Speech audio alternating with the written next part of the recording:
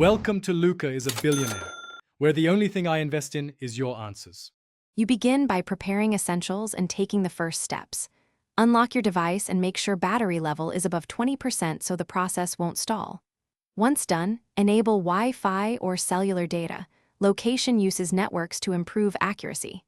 Now open Settings and find Location or Location Services, then tap it. Make sure the master switch is on. This allows apps to request coordinates. You're already in motion. Next, grant permissions and choose a mode for accuracy. You now handle the complex middle steps, configuring permission and accuracy. Tap the mode or method and pick high accuracy when you need precise coordinates. Choose battery saving to reduce drain. Next, open the app that needs location and grant allow while using app or allow all the time, depending on your needs. Once granted, check app level settings for background access and geofencing. Make sure no power saver or privacy profile blocks location. If so, exempt the app. This ensures continuous tracking when required.